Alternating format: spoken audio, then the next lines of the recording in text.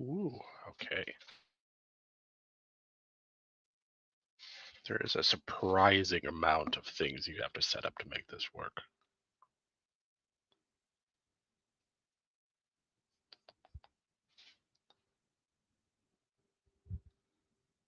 Let's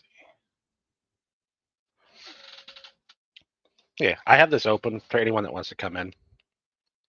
If there is any Trumpy people out there that come in, I would like to talk about why Trump isn't an insurrectionist.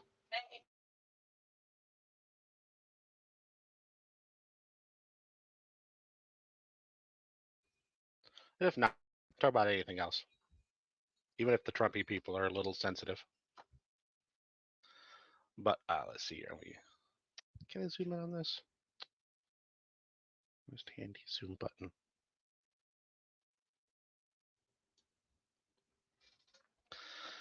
This is a dictionary.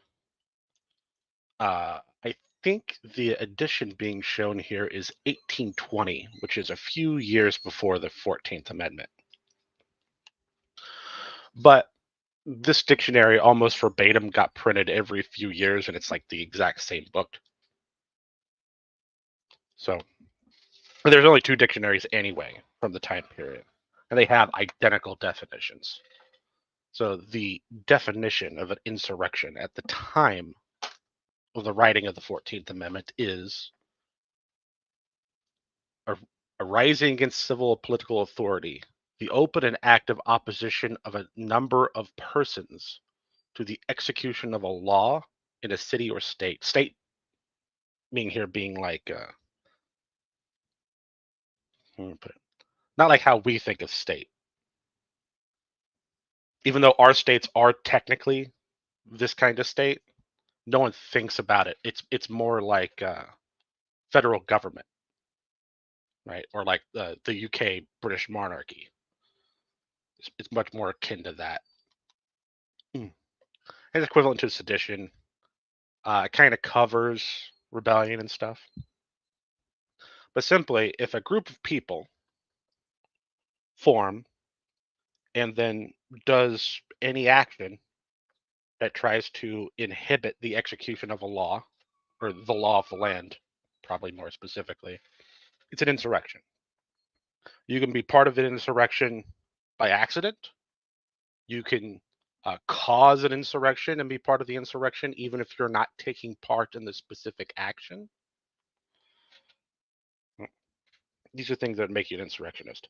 I hold that Trump is an insurrectionist because any reasonable person, and I'll give you some evidence for reasonability here, would think that it was his intention to anger a mob of people, anger his followers in general, but also the mob gathered on January 6th. Told them many things, some of which being the elections being stolen. It's all rigged. And he said that for almost for months at that point, 2 or 3 months. He said the people that are rigging it, down at the Capitol building. He mentioned Pence can save us, although he had doubts that Pence was going to save us. He said we're going to march on the Capitol building when his speech is done, and that you're losing your country, and the only way to stop it is to show strength. And then he, very nicely said there at the end, but don't break any laws. Like he was trying to cover up what he was trying to accomplish, just that tiny little bit of deniability.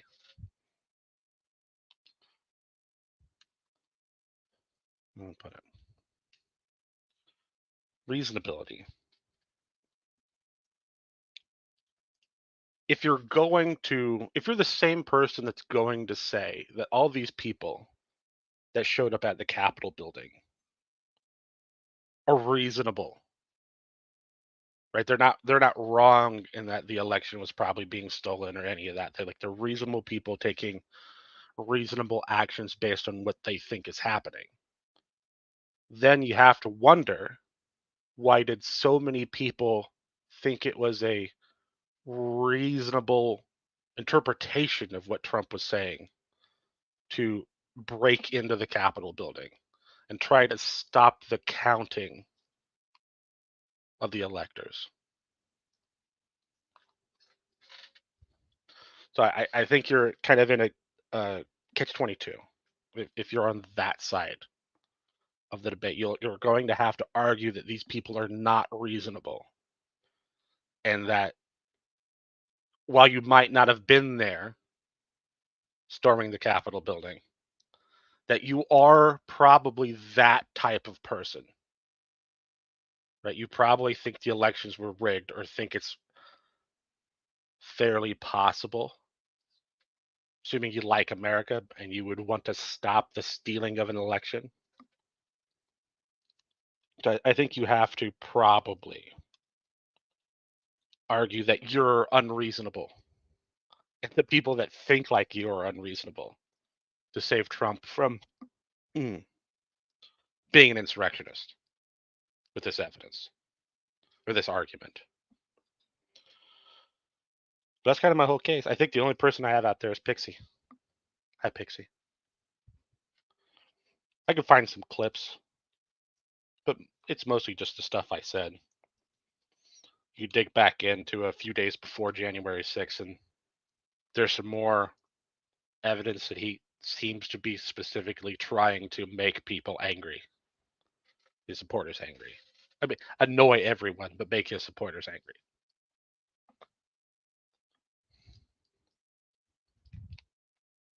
Let's see here.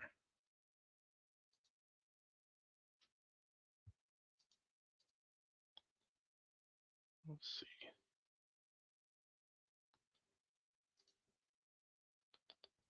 Oh, I know what I might do. If, I have some lurkers. I'm not actually looking to see. Oh, I got 3 people out there. Yeah, a couple lurkers. I might close this window and bring up the Supreme Court decision that was made recently to get Trump back on the ballot, because there are some. I want to put it. I think I agree with the outcome. I think there needs to be some more standardized rules about when someone can be put on and taken off of the ballot. Right? Otherwise, you'd have, Texas would never allow a Democrat, or Florida would never allow a Democrat on the ballot if they could. Same thing for like Illinois and California for Republicans. That would just be too chaotic. That would have, on that level, I think that would be robbing the public of their choice of vote.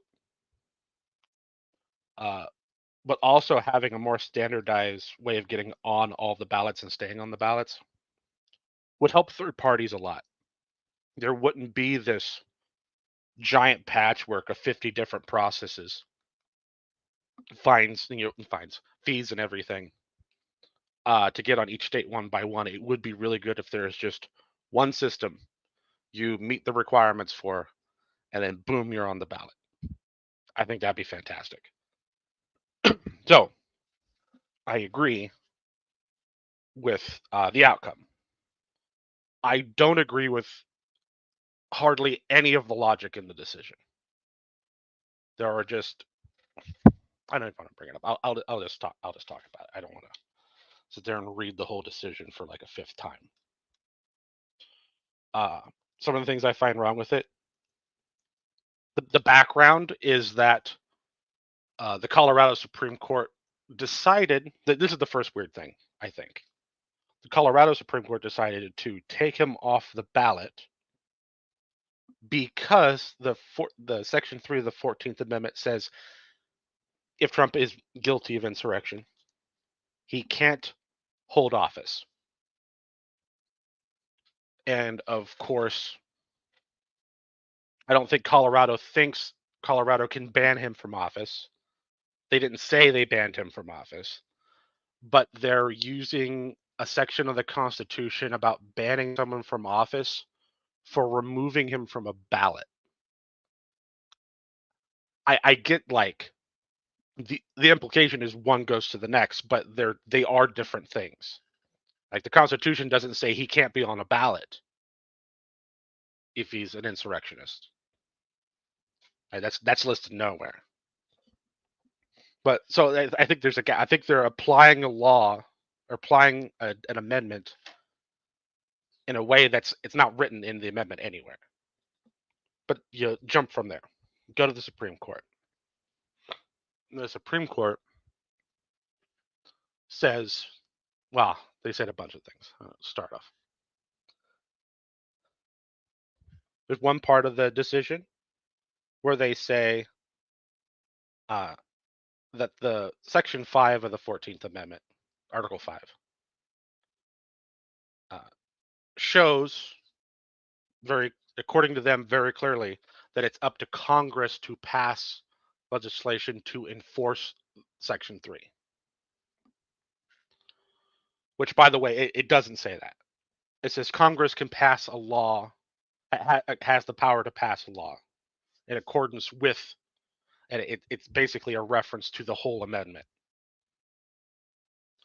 If you look up the writers, the couple people that actually wrote the 14th Amendment, if you look up their correspondence afterwards, they say it's self-executing.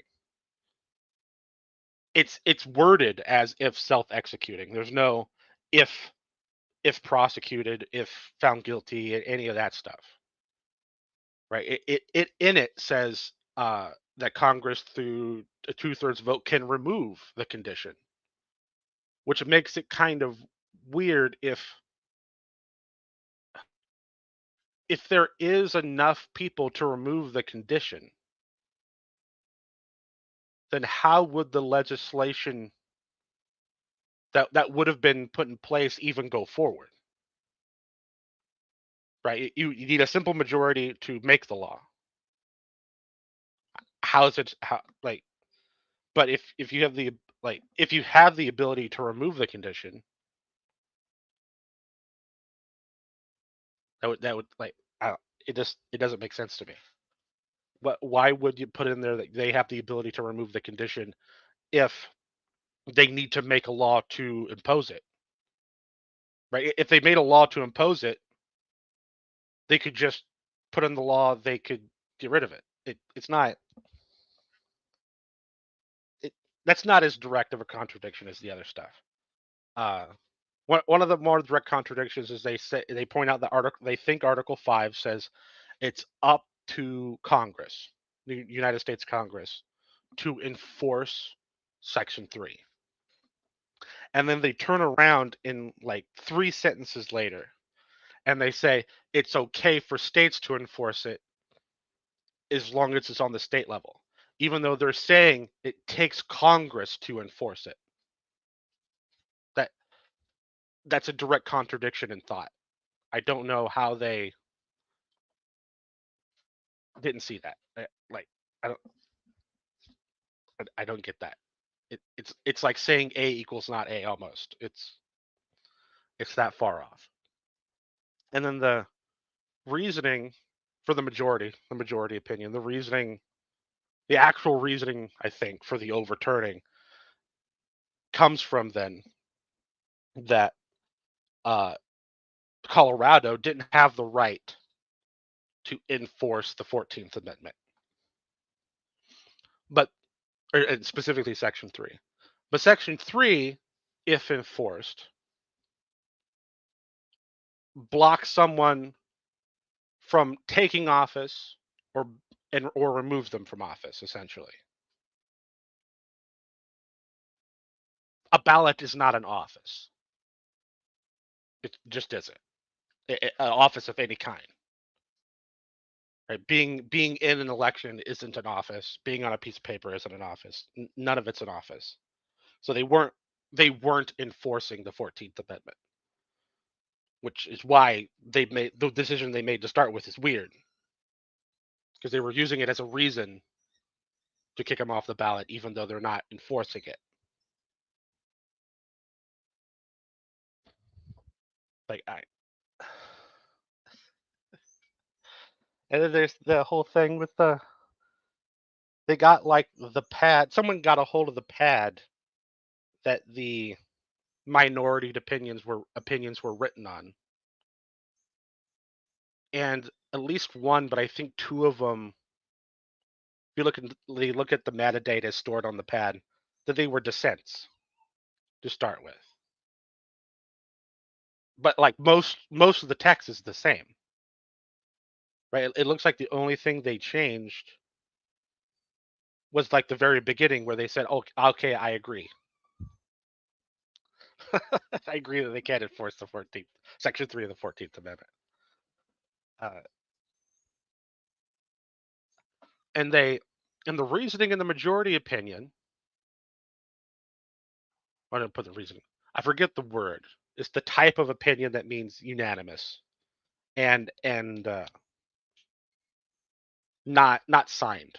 So it's unanimous and anonymous. So no one officially knows who wrote the majority opinion, even though we're pretty sure it's Kavanaugh. Uh, I've read a lot of opinions. I read every major opinion that comes through the Supreme Court that I'm even vaguely interested in. Pretty sure it's Kavanaugh. And that's not just my opinion. Other people that do it think it's Kavanaugh, just the way it's written. Doesn't really matter. They agree on it. But in that, they're they're alluding to that they're making the decision for political reasons to calm down the uh, the anger in the country, essentially. Which I don't know how they're going to do that when the two sides are so opposite of each other. One second, got a dog.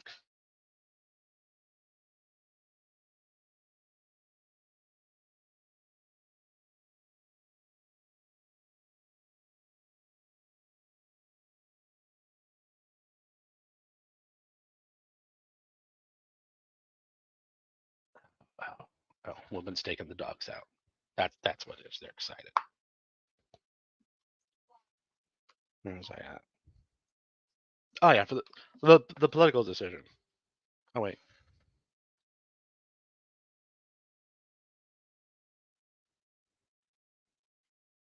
no, the reasoning is weird. Yeah, yeah, it's weird all over the place.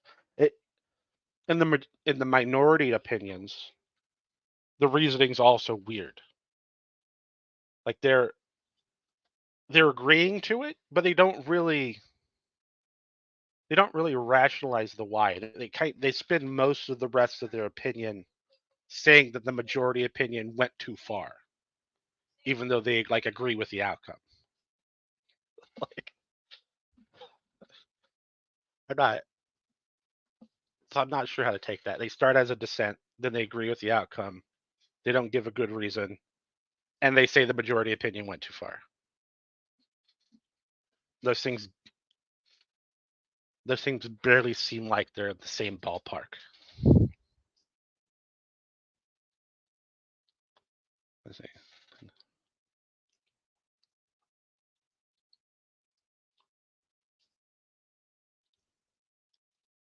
Oh, so they can block Senate, House, Governor, not President. Well, no, no, that's actually not in the decision. The whole thing is it's not. They didn't say that states can't disqualify people from being on the ballot, any office. They said that you can't They don't have the power to enforce Section 3 of the 14th Amendment. Colorado, Illinois, uh, Maine is Maine the third other one. I don't remember. They could pass a law in their state that says if you if someone is suspected or is found guilty of insurrection, they can't be on the state ballot. Then they'd be enforcing their own law, which almost circumvents the entire point that they're trying to make. Where they talk about trying to have a standard. They don't want it to be wild, like so they don't address any of that. Right? You just can't disqualify them because of the Section 3. That's it. Nothing else. Which is weird. Super weird.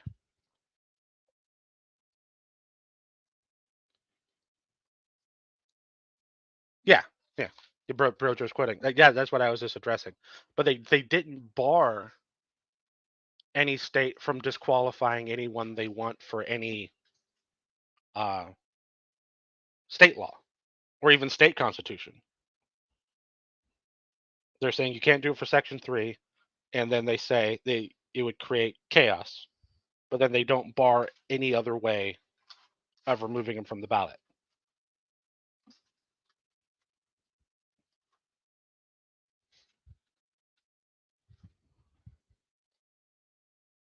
Uh,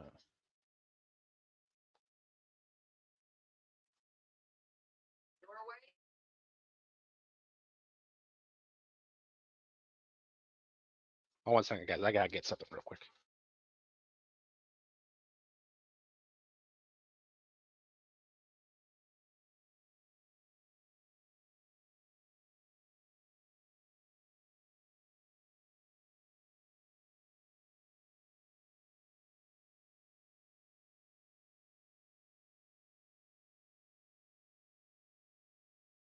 Hey, Brojo, my TDS.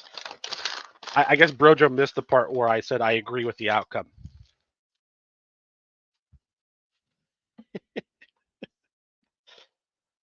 or my. I'm not sure what else he would be referring to then. Brojo definitely has the Type 2 TDS though. He belongs in that group of very reasonable people that I mentioned at the beginning of the stream.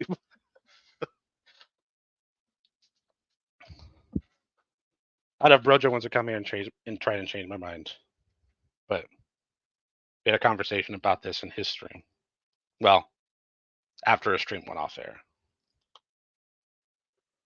Well, hell, I think that kind of covers it. That's what's been. Oh, other news, with the other stuff. Uh, Russia has decided to turn basically all of their dumb bombs into glide bombs, high yield bombs. So that's kind of scary. The Czech decided to drop or to give Ukraine like just shy of 1 million artillery rounds, which is also insane.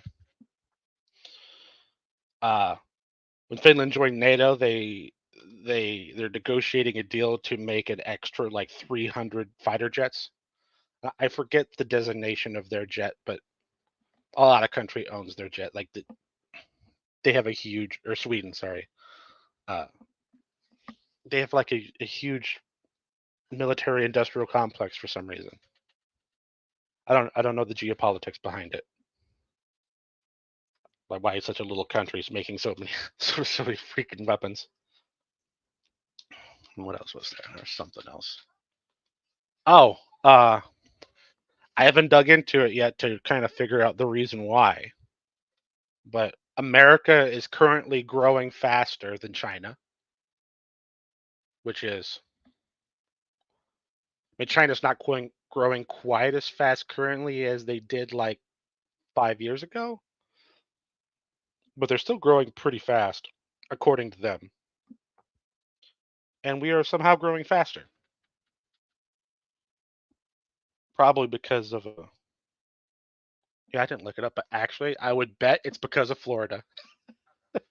I don't. No one probably knows the background to that, but Florida's going wild. They're going wild. Like they're turned their economy into Florida, man.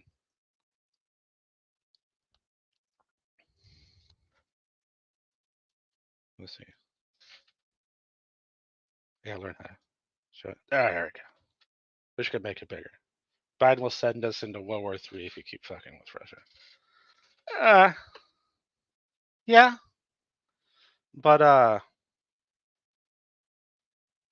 no major, no real major country thinks that Russia won't stop fucking with more people. So Russia's just going to do that anyway. So we might as well grind them down real good before we get to that, right? If Ukrainians are willing to die to grind Russians down, so we don't have to grind ourselves down later, I say let them have at it.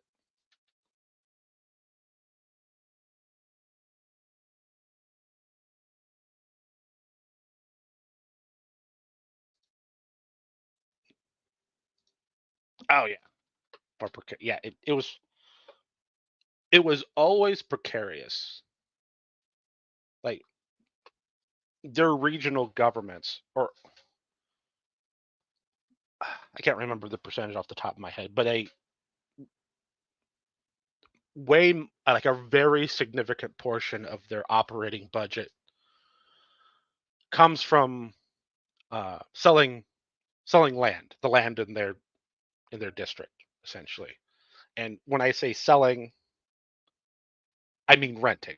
You can't actually own land in China. You can only rent land in China from the government, which is all part of why why the big infrastructure housing collapse is going on, because the local governments make kind of a scheme to get a bunch of money in and procure a bunch of loans for the people making it, and it got super top heavy. So government corruption. They gave the power to their local governments to sell the land, own the land, essentially, just directly own it, and essentially everything on it. Secure the border force before worrying about Ukraine. Well, I mean, I don't see why we can't do both. Biden could send the National Guard to just sit on the border. Uh, I think which is I think sort of what Trump is trying to do, because Mexico backed out of the deal of keep it in Mexico. But I think it's pretty irresponsible to try to stop something with the military when you could just pass a law to empower the appropriate authorities to do the same thing, which is why there's the border bill in Congress. Of course, Republicans have been told by Trump not to vote for it, so they won't vote for it. Even a lot of the ones, well, actually, it was written almost entirely by Republicans, and some of them won't even vote for it now. So government corruption at its best, taking marching orders from if not an insurrectionist, a man that isn't even in office.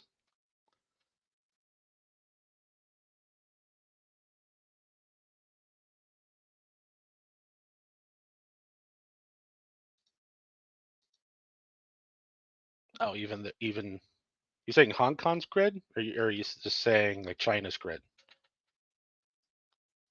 China's grid sucks too. It's in a lot of places. It looks. If you ever seen wiring in the favelas, like it looks a lot like that, because there's no. There is technically oversight, but you can bribe. You can bribe the people that come out and check and repair it. That's what everyone does.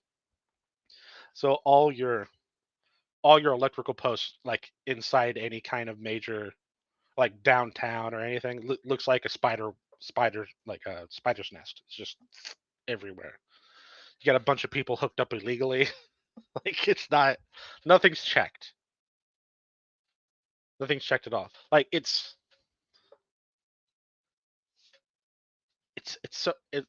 so messed up from top to bottom.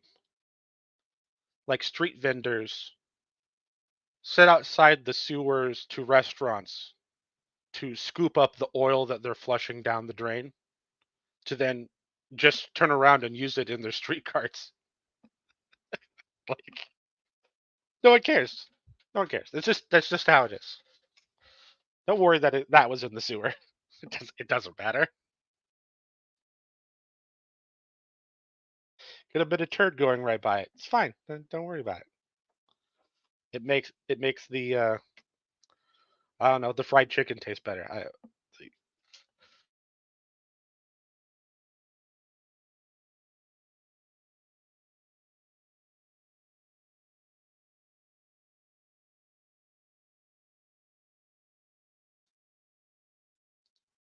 Oh yeah. Well, maybe. I don't. I don't. I mean, I don't remember if he said he would stop financing to Israel. A lot of his base likes Israel. I I've never found the majority of most anti-war people are just anti the wars they don't like. So I don't buy that there's a lot of Republican voters who are arguing to stop funding like Ukraine cares if Israel's funded or if they're being funded.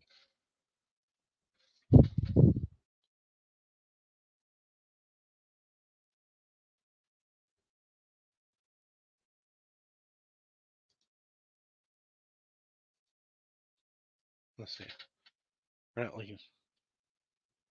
We're not leading China. What do you mean? Oh yeah, but yeah, that might be part of it.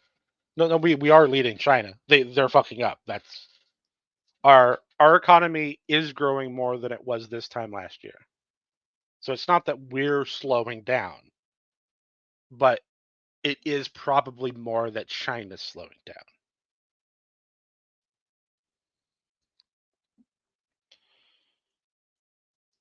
And honestly, as far as I'm aware, uh, most building hasn't actually stopped.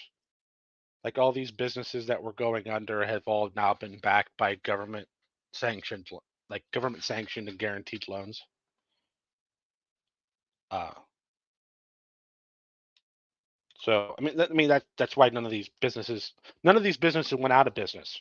For one, they have giants. The government has a giant stake, like holdings. They own a huge percentage of these businesses. So why? I mean, this is those buildings. This massive building project has basically been their scheme to uh, pad's the wrong word, but well, no, maybe it's the right word to increase their GDP. That's why they're one of the reasons why their GDP is so huge. Their growth, anyway, because they're just building.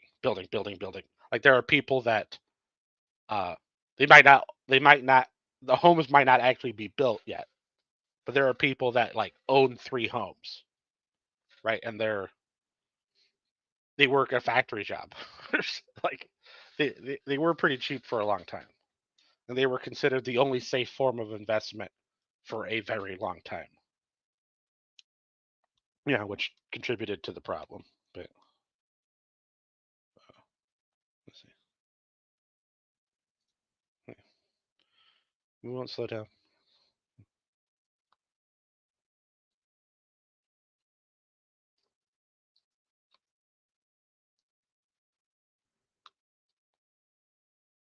Yeah, yeah. I'm not sure about if the Feds are when they're cutting rates soon. I would bet the rates are probably going to be cut to in March. So that's the election in November. They might be cut by July. They might start to cut it in July. Or more specifically, Biden might ask them or tell them to cut it. Start cutting it in July. Because you even if that would cause inflation to reverse a little bit, it would spike the market and spike the profits and make it look extra good. So I would bet that's going to happen. Uh, I mean, no, very few people are going to like my opinion of how to solve this.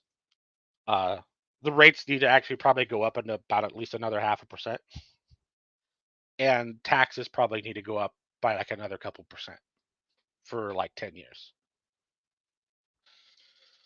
We spent way too much, way too quick, and then the war with Russia happened, and that fuck with energy prices across the globe, which is actually most of our inflation for most of this time that we've had insane inflation.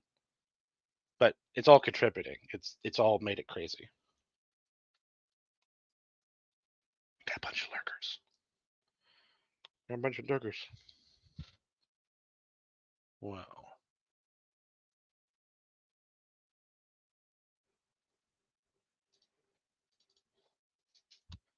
That's. I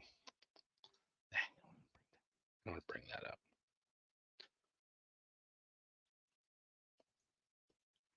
Ooh. I wonder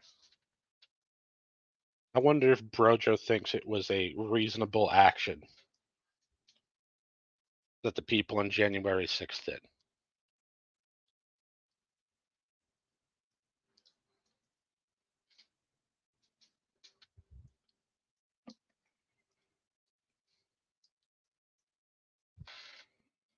See if we can identify the root cause of that type 2 TDS. Shit.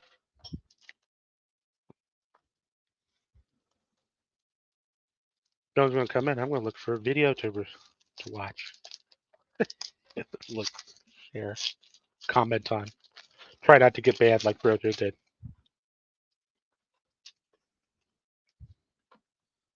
Which is very harsh, by the way.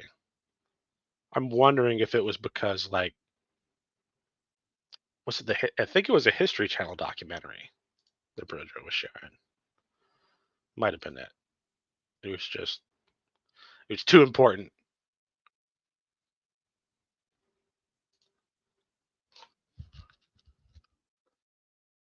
Let's see. You know what? I think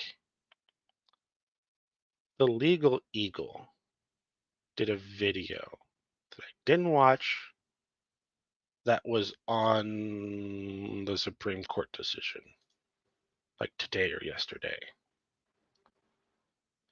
I want to see exactly.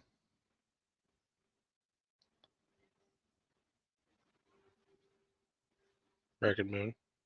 No, American Moon was the one we watched after it went off air, wasn't it? The one that got you taken off air, I think, was a History Channel documentary. Well, I remember, for some reason, I remember seeing the History Channel watermark on some of the footage when I was paying attention. So I'm assuming. Could be wrong. I don't watch the History Channel. I don't care about aliens. Ah, okay.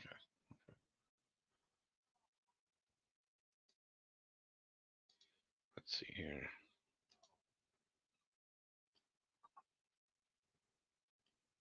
I'm pretty sure I'm subscribed to the Legal Eagle.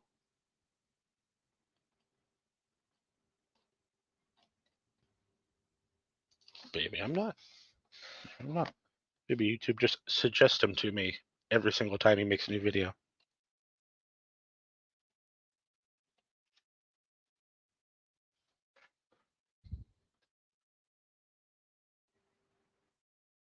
Ah, there we go. Okay. I think I'm just gonna go over this. No one's gonna come in. I think he's a reasonable person. I'll use him to check my sanity on this. Let's see.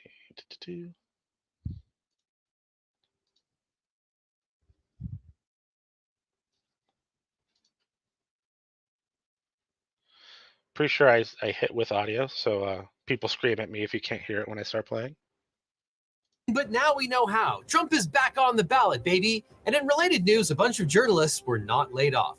Yes, Donald Trump gets to stay on the ballot in Colorado's Republican primary. The U.S. Supreme Court reversed the Colorado Supreme Court's ruling that Trump committed insurrection and was therefore barred from holding federal office by Section 3 of the 14th Amendment. The opinion also overruled decisions from Illinois and Maine, ensuring that come November, Trump will foist himself on voters whether they want it or not. But all 9 justices held that the states can't enforce the clause against federal office holders, and then 5 of them went further, holding that the federal candidates and office holders can only be disqualified if Congress passes a law to affirmatively enforce the disqualification clause. And although the headline decision was billed as a unanimous per curiam opinion, it's effectively a 5-4 decision that revealed deep divisions within the court. And as a bonus, it might mean that Congress never disqualifies any. I'm muted. Good. I'm not crazy because I got like before I saw the metadata thing about how some of those started off as dissents. They did not feel like agreements to me. If you go and read them, they felt like disagreements with okay, but fine, like tacked on to the front. Anyone from committing insurrection ever again. Hey, if the people decide it's time for the reanimated corpse of Jefferson Davis to get a chance to be the Democratic standard bearer in 2032, who are we to argue?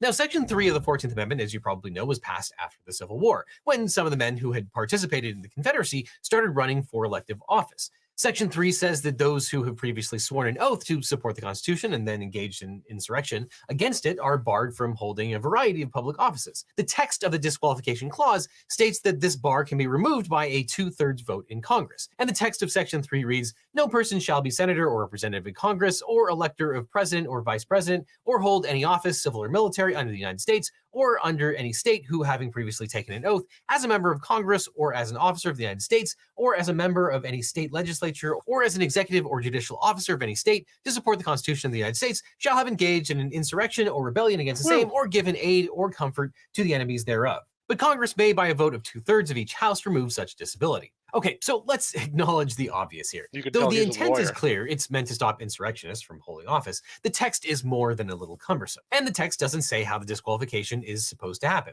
For example, who gets to kick someone off the ballot? Now, much to our chagrin, the United States doesn't have uniform elections laws, and there's a reason for this. The election clause of Election 1, Section 4. Real quick, I would give my opinion on that. I was going to mention that. It seems super weird to me that the Supreme Court said it's up to Congress to make a law, when it's basically, for like all of American history, essentially been up to the Supreme Court to find if someone's in violation of the Constitution. So it's like they just decided that very specifically Section 3 of the 14th Amendment is not in their jurisdiction. Everything else is, but not Section 3 for some reason. Gives states the power to regulate the time, place, and manner of holding elections, including for federal offices. Requirements can vary from state to state. In some states, you get early voting for a month, while in other states, you get arrested for giving a person in line a bottle of water. You're under arrest for violation of the Election Integrity Act. What? What are you talking about? It is illegal for anyone in the state of Georgia to provide food or water to voters in line at the polls. What? That's barbaric. And states are already empowered to exclude candidates from the ballot if they don't meet the requirements for that office. So if a presidential candidate is not 35 years old, is not a natural-born citizen, or does not meet the state's other ballot regulations, states theoretically can exclude them. Colorado, Maine, and Illinois thought that not participating in an insurrection was another basis on which they could exclude a person from the ballot because it says so in the Constitution. So the first question for the Supreme Court was whether Section 3 of the 14th Amendment was self-executing. A law is self-executing if it doesn't require legislative action or enforcement. Now, other parts of the 14th Amendment are self-executing. And if you look at the historical record, there's evidence supporting the position that Section 3 should have been self-executing too. For example, in 1865, when Congress was trying to ratify the 13th and 14th Amendments, Democrats were openly speculating about drafting Robert E. Lee as a presidential candidate. The Republicans thought it would be disastrous if insurrectionists could come to power. Jefferson Davis and Robert E. Lee were disqualified from holding office, even though they were never tried or convicted of treason or insurrection. And when the government tried to prosecute Davis for treason, he argued that Section 3 was actually self-executing, and therefore the prosecution was blocked by Section 3. And Supreme Court Justice Salmon P. Chase, who we'll hear from again later, agreed with Davis, but Davis was pardoned, so the issue was never resolved. Later, Congress acted to remove the bar on Confederate oath-breaking insurrectionists serving in Congress because, why not? What could go wrong?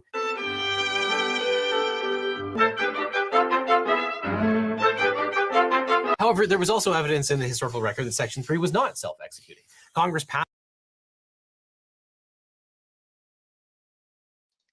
Yeah, Bridget, like I don't know how far you are behind. At the beginning of the show, I said I actually agreed with the outcome. And then when you were talking about TDS, I mentioned that in the beginning, I said I agreed with the outcome. I just don't think any of the logic in the decision is awful. It doesn't really follow from anything.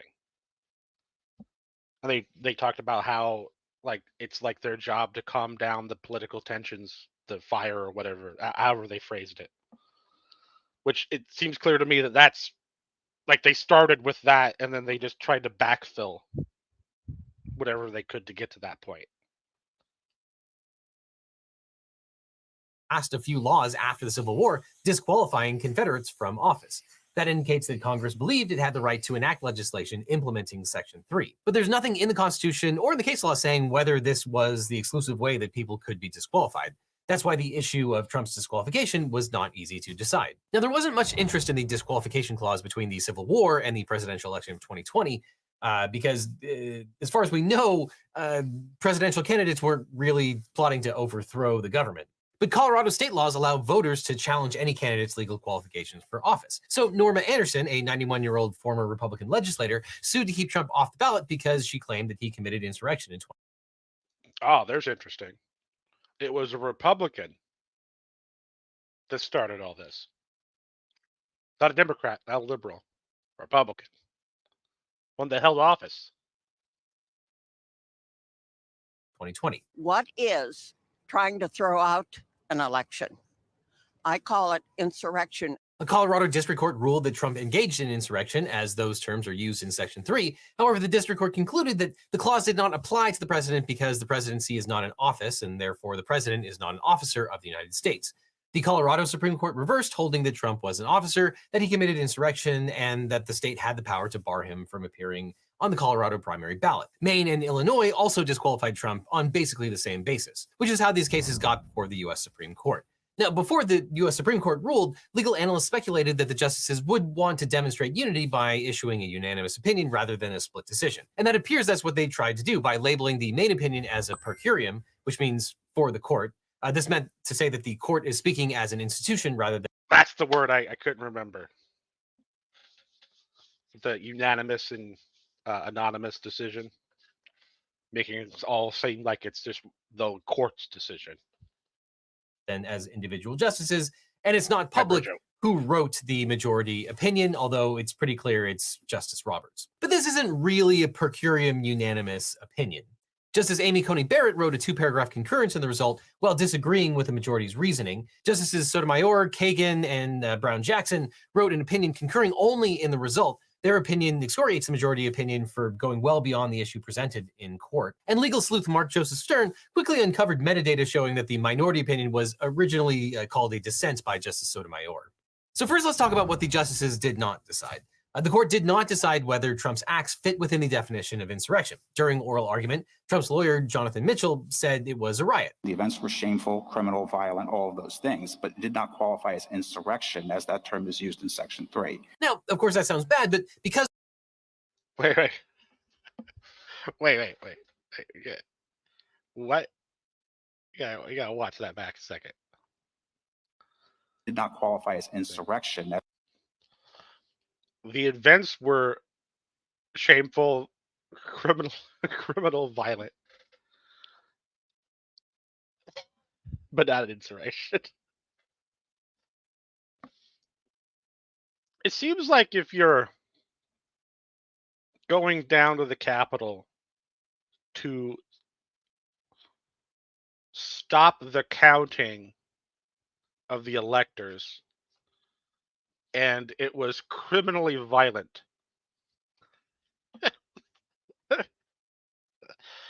That seems like it matches the definition of insurrection. I think that actually even matches the modern definition of insurrection, being that it's violent. As that term is used in Section 3. Now, of course, that sounds bad, but because the court ruled that Colorado didn't have the power to disqualify a federal candidate, the court did not need to rule on this issue. Okay, so let's talk about what they all agreed on. The 9 justices agree that, quote, states have no power under the Constitution to enforce Section 3 with respect to federal offices, especially the presidency. All 9 Supreme Court justices agree that the states have authority to enforce Section 3 as it applies to candidates for state offices. However, states can't disqualify offices for federal offices. This unanimous part of the decision was telegraphed pretty heavily during oral arguments. Here's Justice Roberts and Kagan during oral argument. It seems to me you're avoiding the question, which is other states may have different views about what constitutes insurrection. And now you're saying, well, it's all right because somebody, presumably us, are going to decide, well, they said they thought that was an insurrection, but they were wrong. Why should a single state have the ability to make this determination, not only for their own citizens, but for the rest of the nation? Because Article 2 gives them the power to appoint their own electors as they see fit. But if they're going to use a federal constitutional qualification as a ballot access determinant, then it's creating a federal constitutional question that then this court decides, and other courts, other states, if this court affirms the decision below, determining that President Trump is ineligible to be president, other states would still have to determine what effect that would have on their own state's law. Their point is that if individual states were allowed to disqualify a presidential candidate, then the process of electing a president could be chaotic. Republican attorney generals filed an amicus brief arguing that they would probably disqualify Democratic candidates. Yeah, which is what I thought. Like, it would be chaotic. There isn't a standard, and I don't like that. Candidates out of revenge, so this threat is real. A handful of states really could determine the outcome of an election by disqualifying candidates. Of course, this is already the case. America elects its president using a process that no other democracy in the world endorses via the Electoral College rather than the popular vote. And the fact that only a handful of states determine who becomes president is kind of baked in. But the justices are correct that if individual states were allowed to disqualify a presidential candidate, then the process becomes extra chaotic. The court's decision concluded that the 14th Amendment does not explicitly delegate the disqualification authority to the states. Now, arguing if you have to argue to the Supreme Court that you should be on the ballot despite potentially being an insurrectionist, you'll want a good lawyer. But if you want a great lawyer, my firm, the Eagle Team, can help. If you've suffered an injury or death in the family, gotten in a car crash, or are dealing with states to disqualify federal candidates, quote, there is little reason to think that these election clauses implicitly authorize the states to enforce Section 3 against federal office holders and candidates. Granting the states that authority would invert the 14th Amendment's rebalancing of federal and state power. So the court believes, as Justices Roberts and Kagan said at oral argument, that this would result in a patchwork of ballots all across the country, where some candidates appeared on the ballot and some did not. And this is technically true and potentially worse than the status quo, but we already have a situation where the ballots are not uniform in all 50 states. Some presidential candidates like Robert Kennedy Jr. and Cornel West will only appear in a handful of states. The current electoral process is not exactly immune from post-vote chaos. We witnessed what happened in 2020, and chaos has also at times reigned in the Electoral College. See the elections of 1876 and 1824 if you're bored. NFD Ooh, I wonder. I thought it, but when he said it, that shook something in my mind. If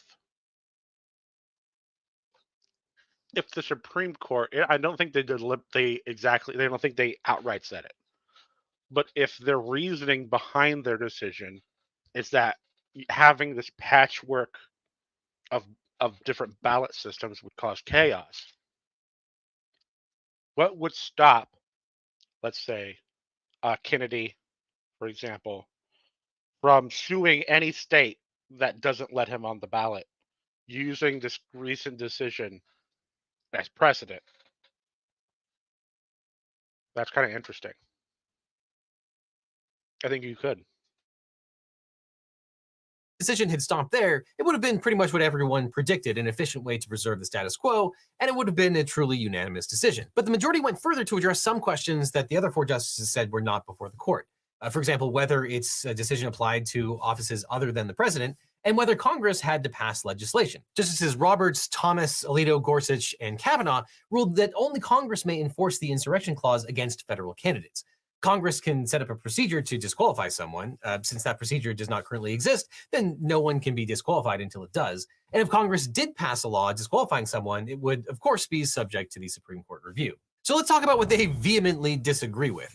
Justices Sotomayor, Kagan, Jackson, and Barrett agree with the result, but they say that the federalism argument is, quote, enough to resolve this case. Wait. Let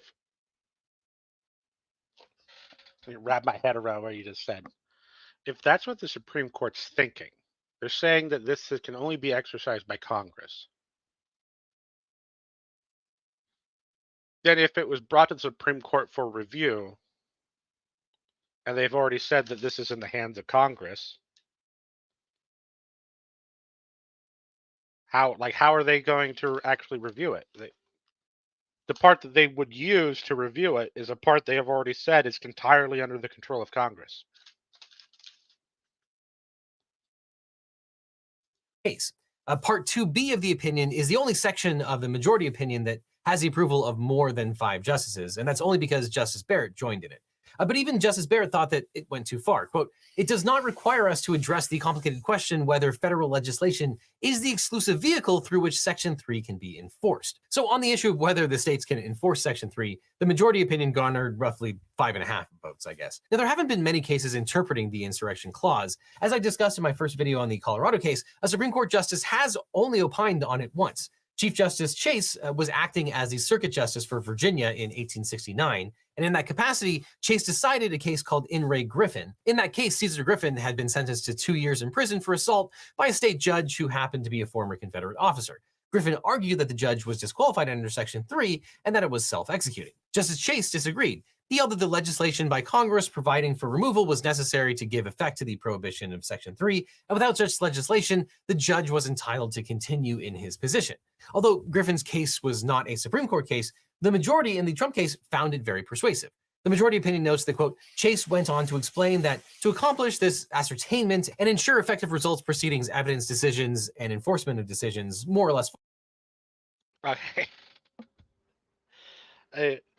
I didn't catch that part because I didn't look up all the I think they cited like 7 cases. I didn't look up the cases. They found that very persuasive, but they didn't find the people that wrote it thinking it was self-executing, and some of the Democrats who were part of the South agreed that it was self-executing. They didn't find that persuasive, but they found this circuit judge. they found that persuasive.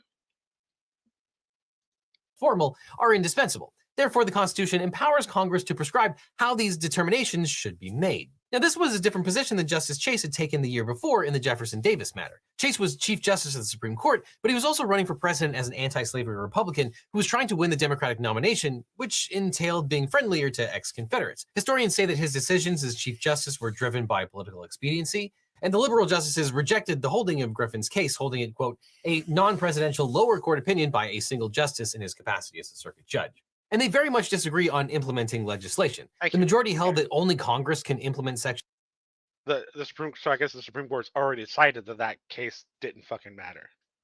It was just a previous Supreme Court.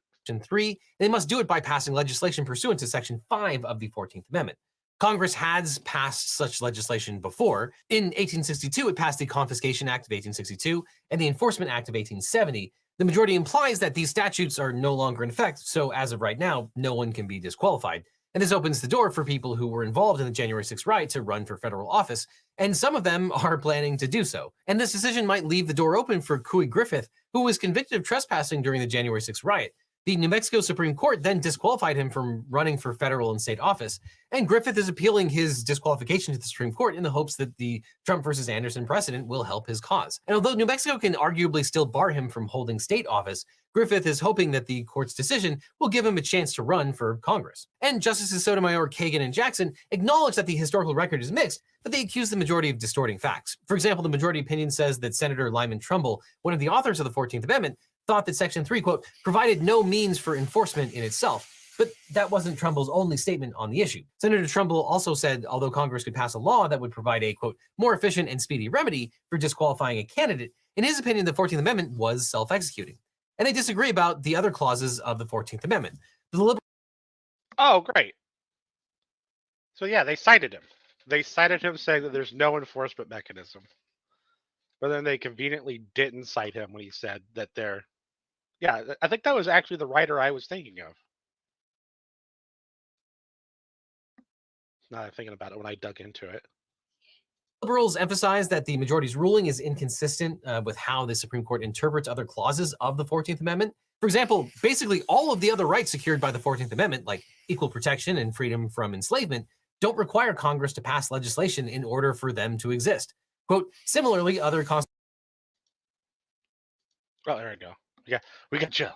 We got a type 2 TDS in here. Let's see. Kind of hard to prove X was insurrectionist with no conviction. Why? You would just do it the same way a trial would do it. That's how you prove it. It's not legally binding. You should correct that and say it would be kind of hard to legally bind X is an insurrectionist with no conviction. I think there's plenty of evidence, and I think there's a good argument. Well, what the people did on January 6th is literally dictionary definition of an insurrection from the time of the 14th Amendment.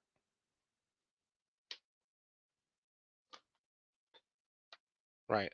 Yeah, so as far as I'm concerned, the only real question is, do you include Trump in that? I think you do.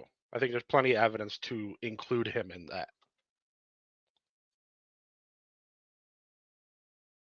Constitutional rules of disqualification, like the 2-term limit on the presidency, do not require implementing legislation. And perhaps the strongest argument of the dissenting voices is also the simplest. It's the textual argument that since Section 3 says that if the disqualification exists, then Congress can lift it with a 2/3 vote.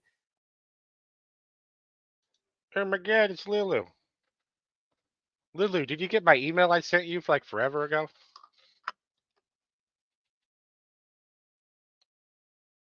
I thought maybe you like fled Europe for the UK or something.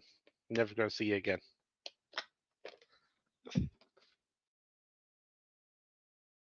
You can argue that this means that Congress has just one role, and that's lifting the bar. The liberals say that giving Congress the ability to remove the bar by a supermajority doesn't make logical sense if they must first impose the bar by a simple majority by passing legislation in the first place.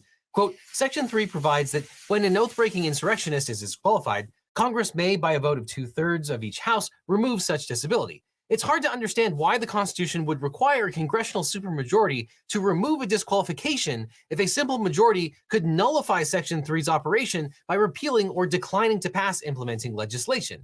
Even petitioner's lawyer acknowledges the tension in Section 3 that the majority's view creates. And while I find this argument persuasive, I think it also hints at some hypocrisy of the liberal justices. Because if Section 3 is self-executing and doesn't require implementing legislation from Congress, then there's no reason for the justices to sign on with the outcome of this case and make it unanimous. It looks like all 9 justices wanted to reach this particular outcome, regardless of how they got there.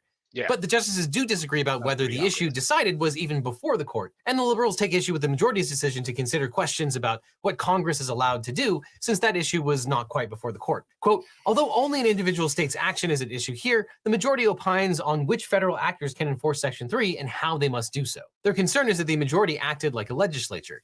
Quote, the majority announces that a disqualification for insurrection can occur only when Congress enacts a particular kind of legislation pursuant to Section 5 of the 14th Amendment. In doing so, the majority shuts the door on other potential means of federal enforcement. We cannot join an opinion that decides momentous and difficult issues unnecessarily, and we therefore concur only in the judgment. Now, there were probably worse ways for this court to make this decision. For example, we can probably be glad that the court did not rule that the president isn't an officer of the United States or that the presidency is not an office under the United States. And there's no text explicitly saying that the states can't disqualify candidates for federal office, but Section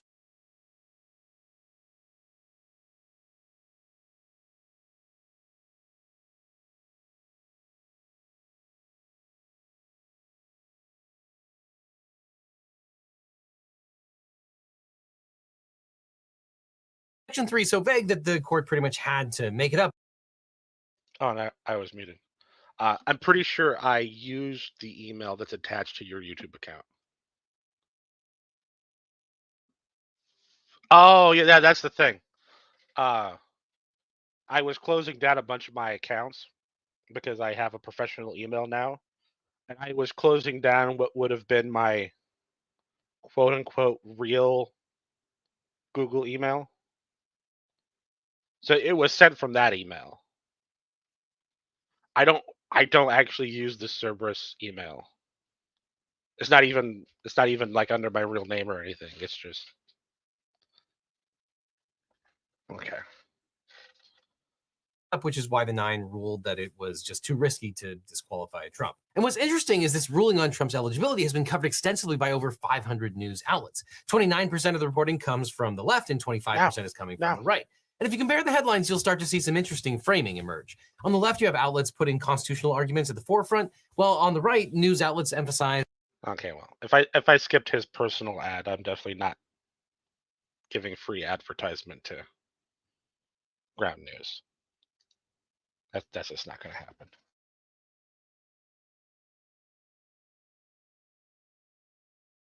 So yeah, Supreme Court.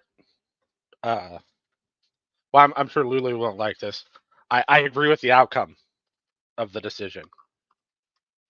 I don't agree with any of the logic, basically, in it.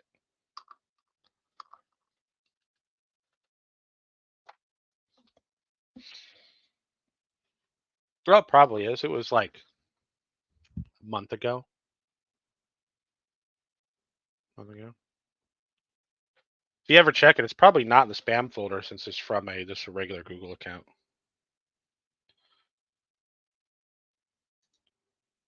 Oh, what decision? The Supreme Court decision that came out to be 9-0 about you can't remove Trump from the ballot because of the 14th Amendment. At least the state can't.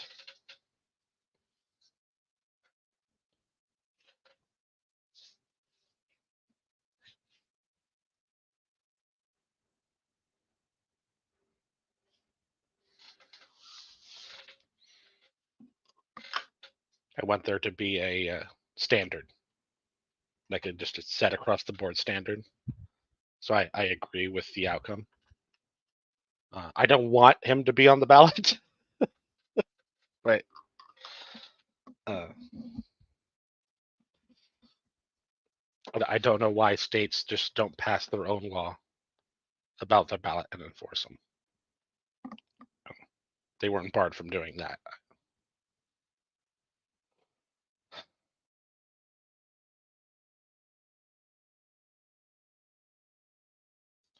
Well, hell, I got like 10 viewers. One of them's not even me.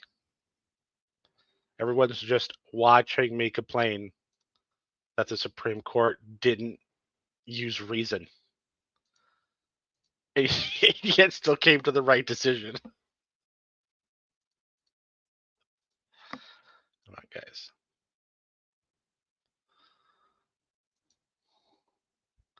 Let's see here. I think I had.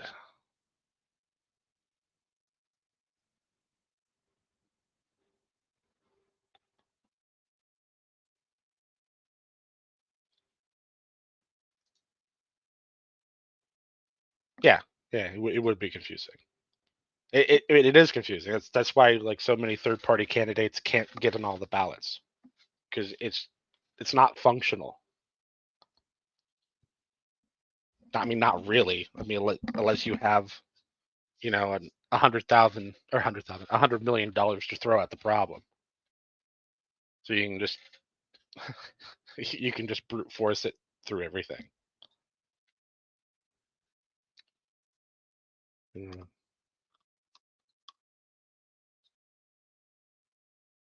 Oh yeah, but it says and other stuff. That's why I moved on to the Supreme Court decision. But I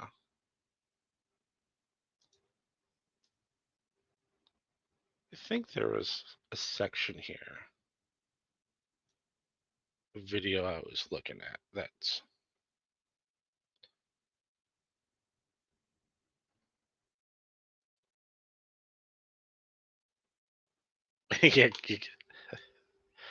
You can't come to an apolitical philosophical solution. Yeah, I don't actually know what the best solution would look like.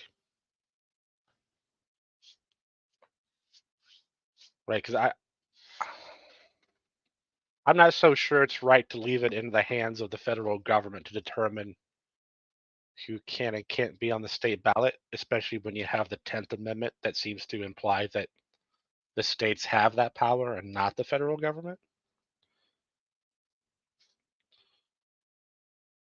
It's almost like we need an intermediate level of something, like a board of governors or something to make a standard.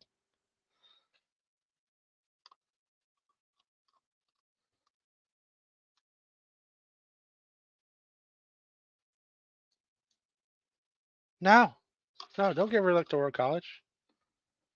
Electoral college prevents minorities from majorities. Don't do that.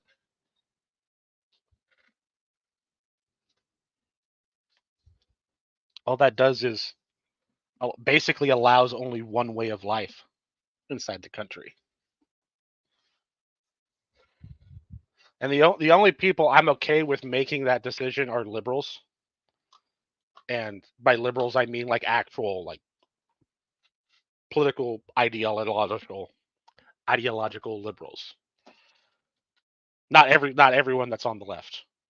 And some of the people that's on the right, but almost no one that's on the right. Like that small group of people that's in office now.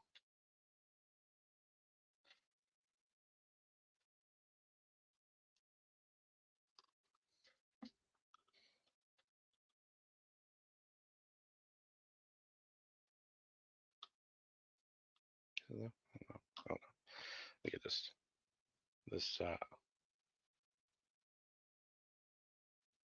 think this is the right one. Let's see.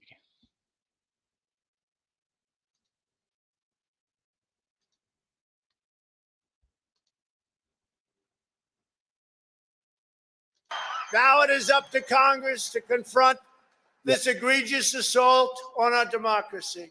And after this, we're going to walk down, and I'll be there with you. We're going to walk down.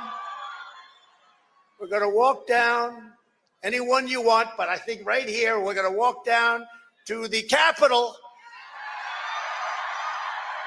and we're going to cheer on our brave senators and congressmen and women.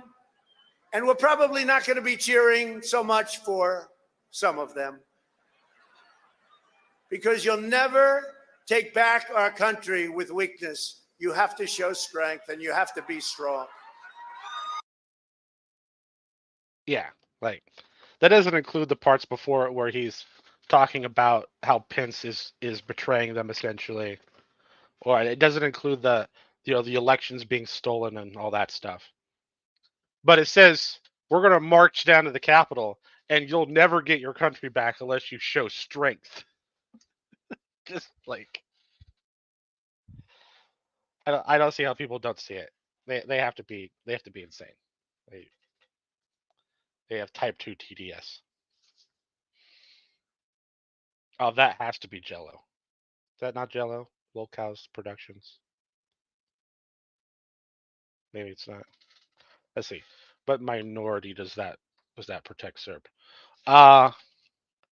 Well, being that uh, most of the voters in the country are lean Democrat, right? So that would include any sort of culture or that would exclude any sort of culture or way of life that's seen on the right, and it would exclude some of the center too.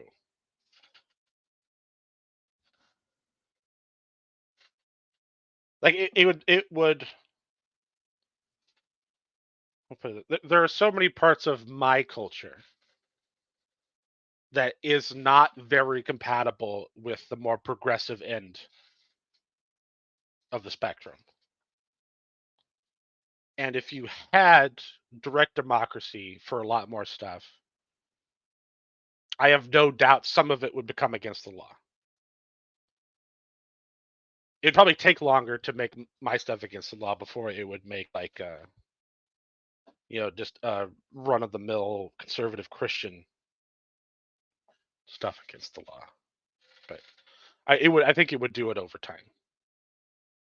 You just take away all the power that's sort of defending that way of life. Those economic interests, right, would not be represented anymore.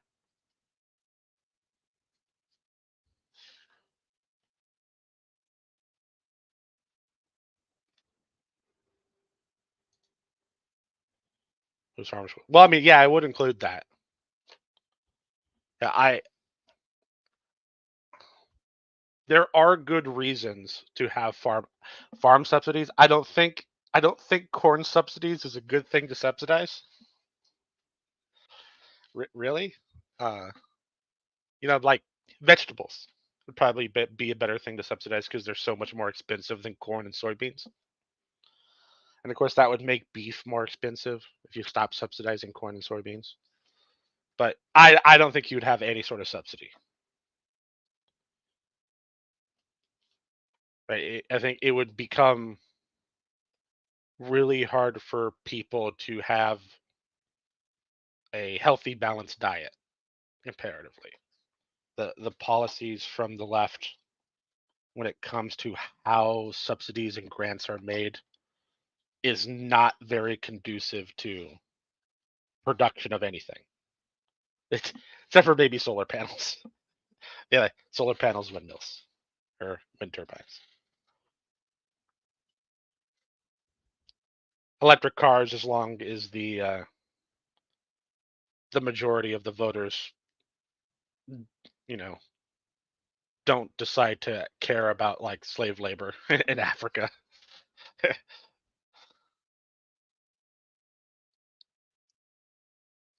Farmers against choice. I'm not sure what that means.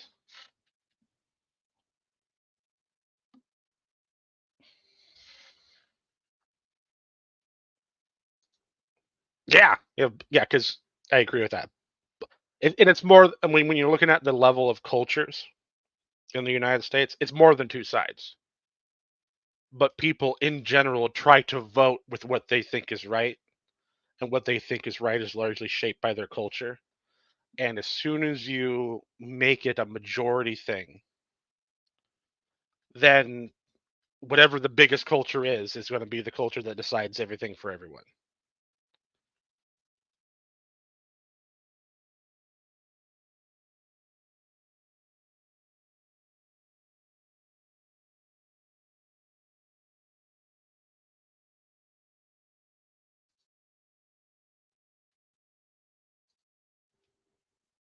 Well, that's the question. Make representation fair. Well, the question: well, what is fair? Is it fair to live in a country, pay taxes, work your whole life to make your little corner of the country profitable, right? Right, prosperous, and then basically essentially get no representation because it's all just majority? That seems unfair. That's what's fair for. Hey, why do these people count for slightly more votes per person than me based on where they live? Seems unfair until you realize the other side of that coin. I think the other side of that coin's worse. Right? The other side of that coin, inflammatory language, but essentially leads down the road, like just logically one step at a time down the road to cultural genocide. It just slowly erases and outlaws anything that the majority doesn't like. That's why almost no countries have democracies, like straight democracies. It's just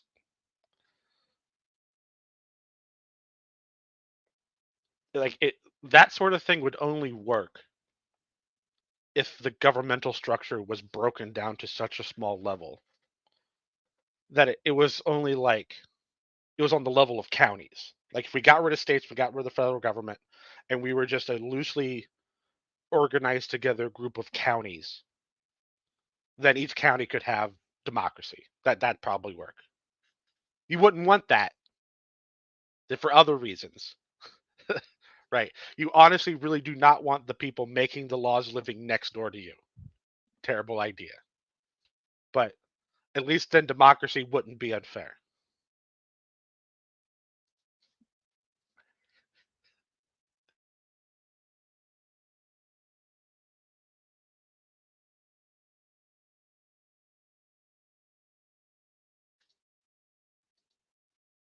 No, they do. They get representation. Yeah. their votes for representation count differently based on where they live.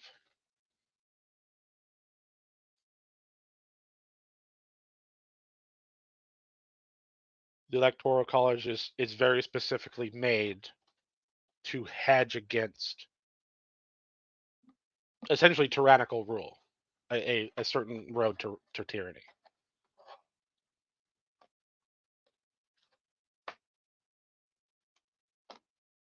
Yeah, the thing you have to understand is there's no like a hardline ideological stance, right? None of them are right. They can't be. The world changes too much, and what would be the best choice at any given time? You know that it might match today, but it might not match next week. So they can't be right all the time.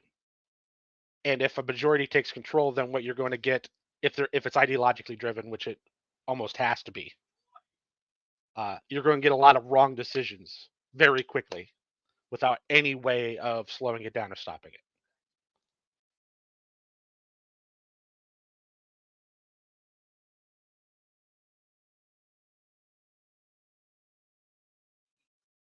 Constitutional.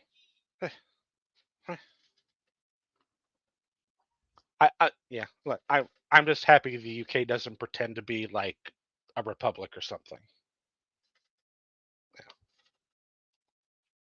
Yeah.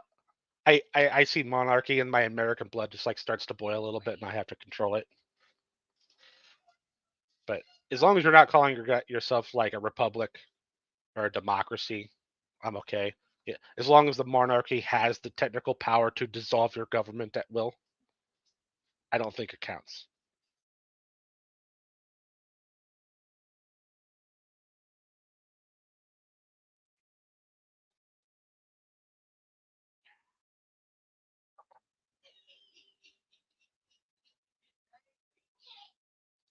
Yeah, I agree with that. But corporate oligarchy. Yeah.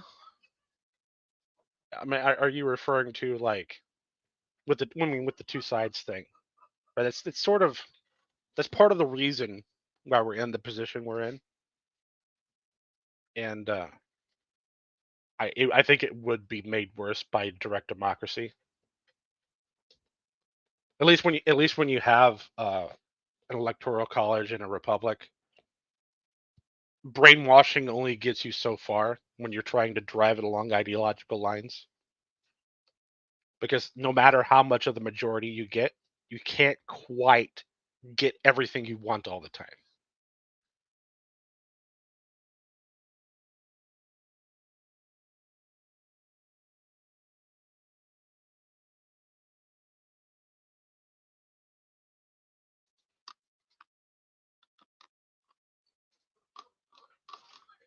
Wait, what kind of anarchist? He's like the original old school anarchist, right? They're not talking about seizing the production. they're like they're more serious hippie communes, essentially. Like something Pierre, the French guy, like the first sort of socialist, pseudo anarchist. Is it mutualist? He's called a mutualist, I think, is what the term is.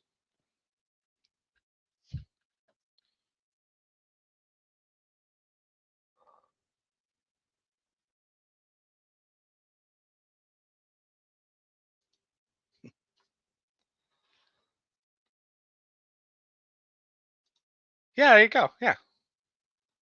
So that's a very nice way of summing up all the background information into one line. It's hard to argue against.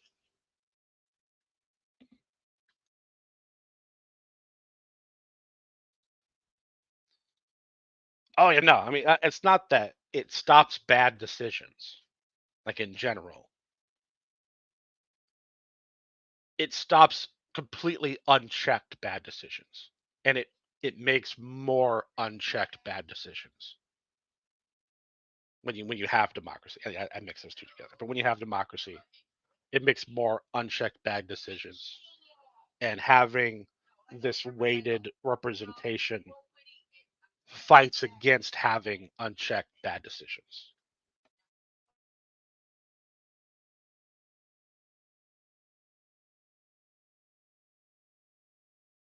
I mean, it's the same idea behind the Constitution, right? It's really hard to amend the Constitution. You need a lot of people behind it, effectively. Which helps stop the majority from getting their way. Whenever the majority manages to break through a bad decision that was more or less already covered by the Constitution, it gives the minority a means to knock it down.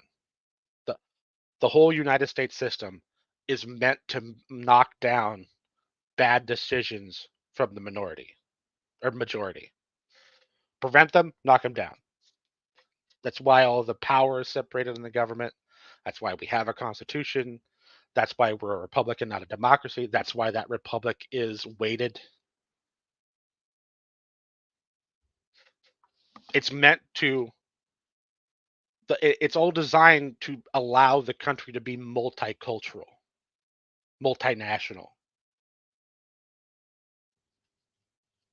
Right? We have to, as long as the Muslims aren't suicide bombing, we want to try to include the Muslims, right?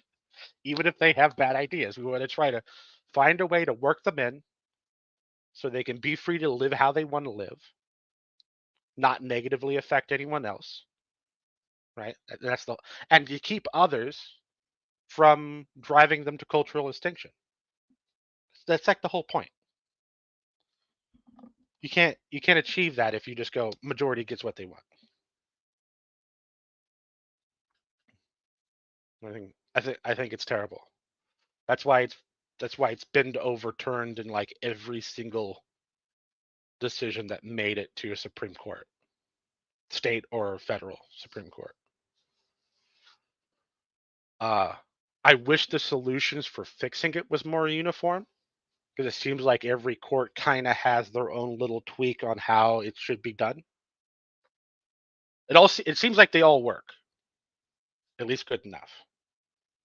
But if there was a way to make a standardized how to make sure a state isn't gerrymandered, then it'd be really easy to apply, and it would be really easy for people to tell exactly when something's gerrymandered.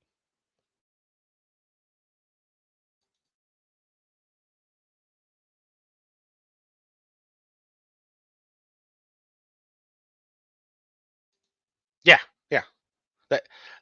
That that's why it was laid on in so many layers, like reinforcing layers.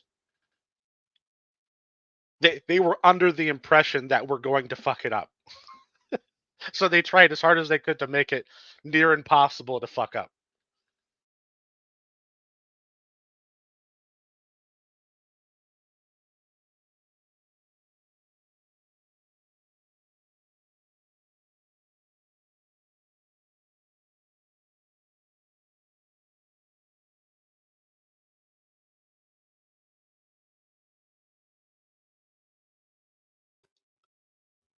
Oh yeah, maybe you might be shocked by this.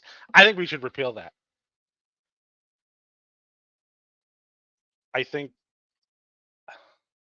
I like the idea, right? Making those appointed by the people instead of the state. But I think what it's done, and I said, put it, it wasn't a great solution. I don't know what would be a better solution, but it wasn't a great solution when they wrote the Constitution that way. But when we changed it, I think what it did is it made everyone slowly over time stop caring about their state government.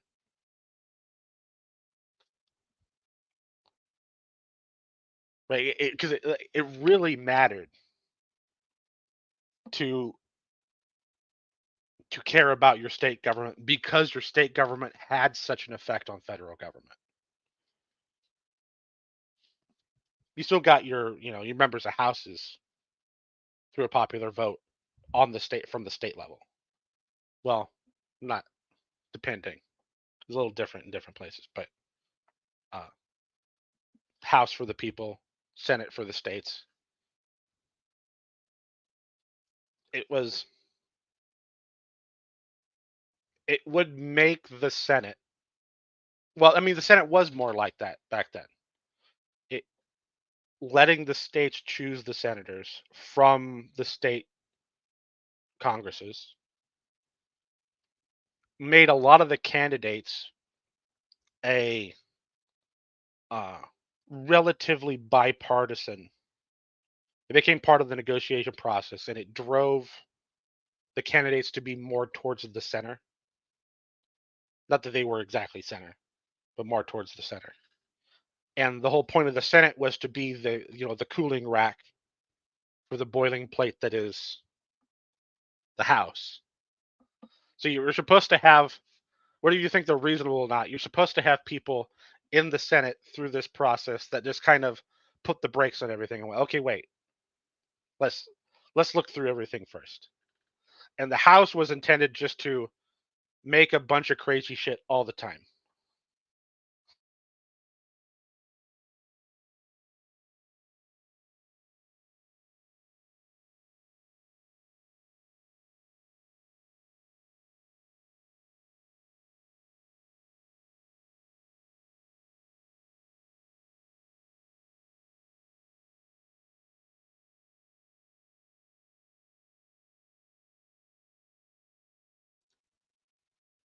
I've muted. You asked me about it. I can't help it. I have a bunch of lurkers. I'm going to close it down here in probably like 10 minutes. I don't want to start another video. I said my whole points about everything. I'm just talking to chat. Right. And I can't stand representatives from my district. Are you talking about on the state level, or are you talking about like on a federal level?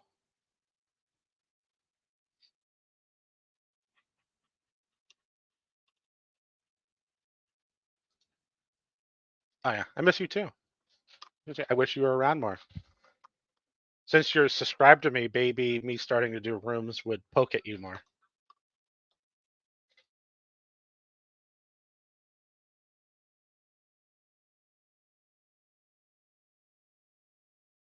Right? That's right. I keep on telling people to not voting for the lesser evil is still voting for evil. Even if you think your vote's wasted, if you don't vote for the lesser evil, just don't do it. It perpetuates itself if you keep on doing it. Everyone thinks it's going to be a wasted vote because everyone thinks they have to vote for the lesser evil because otherwise they think their vote's wasted, and it's just reinforces itself. It sticks you into voting for bad things. So it's like literally, if you have two bad choices from Republicans and Democrats, just don't vote for them. Just say fuck it. Vote. If you don't like Kennedy, vote for Kennedy. Vote for the Green Party. Vote. A third party doesn't have to win to make the change. A third party has to get a big enough section of the vote to make everyone go, "Oh wait, this can happen." That's what needs to change. People need to think it can happen. You don't have to win the first time.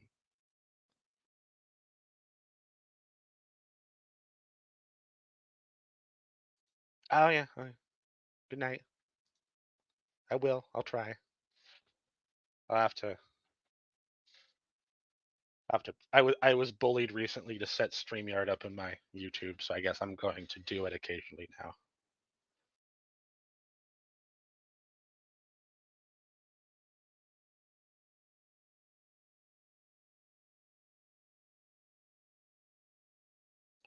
Oh, you're welcome.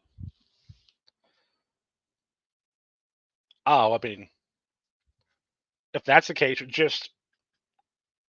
my opinion would then just vote for the underdog. Just keep it churning. Right? If you have a multitude of parties and you don't really like any of them, get as many people as you can just to keep the power churning. Right? Try to force them to be more receptive, more in tune with what the voters want. Right? Because if they keep on churning, then they keep on losing power. Right? That's about all you can do.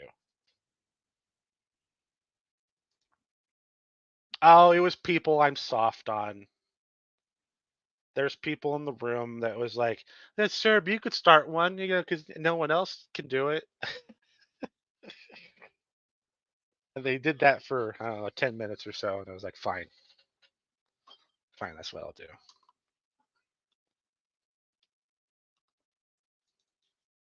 Yeah, Jill didn't stay very long. There's 2 comments left.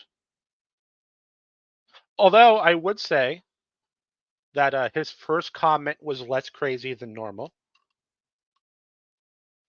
The second comment, though, called basically everyone he disagrees with a liberal.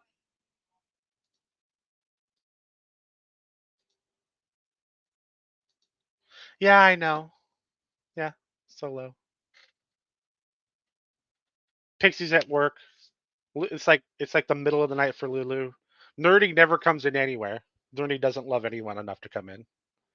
I got a couple lurkers out there. I have a suspicion that I have a couple Trumpers in the chat I'm friends with. Well, being lurkers out there that don't want to come in and argue with me that Trump isn't an insurrectionist. which is kind of the title of the thing. But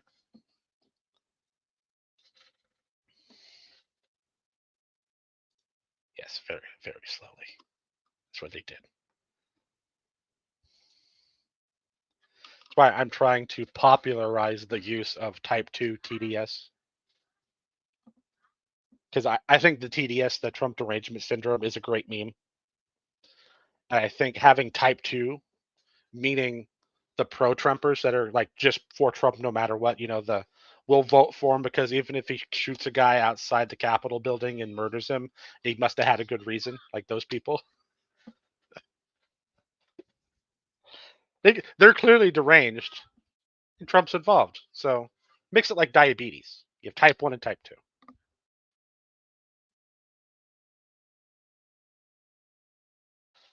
Yeah. I had a suspicion no one would when I made it about a topic. That's why I had a second topic in mind with the Supreme Court decision thing.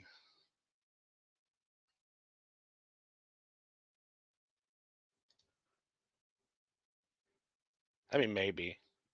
Yeah, I've sort of had small versions of my argument with a few people that I hang around with, and they half-heartedly argue against me. They do try not to get in an argument with me, but I think except for Jill, probably absolutely thinks that there's no way Trump could ever be an insurrectionist. I think most of the other Trumpers I hang out with are actually semi-reasonable, and they probably could be convinced, and they probably don't feel like they have the exact data they want, right? Ideas, whatever you want to call it, to make their point against me. And they're kind of Trumpers more because they don't like Biden.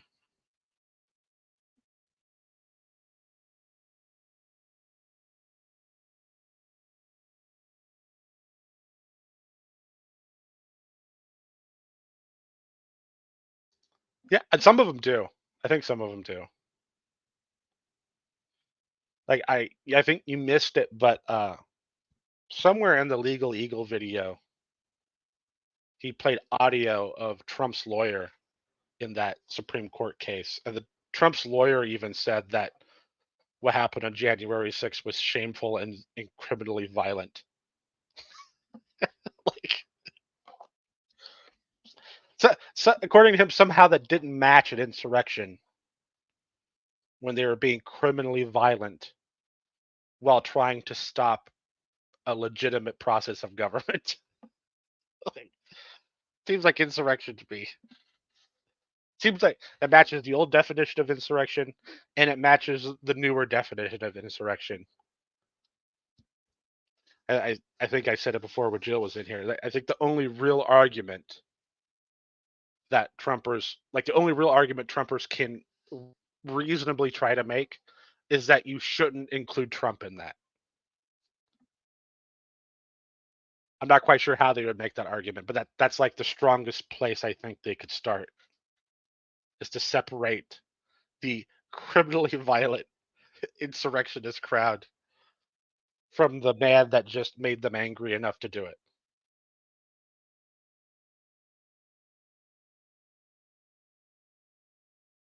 And said they had to show strength or they'll never get their government back. Now let's march to the Capitol.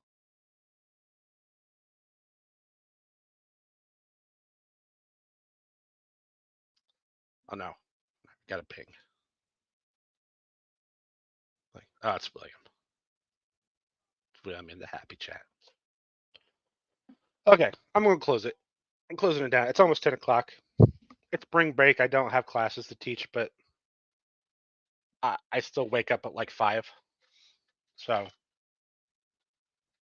I will talk to you guys later. Hope to see you again, Lulu. Everyone else, but Lulu especially, because she disappears for months at a time.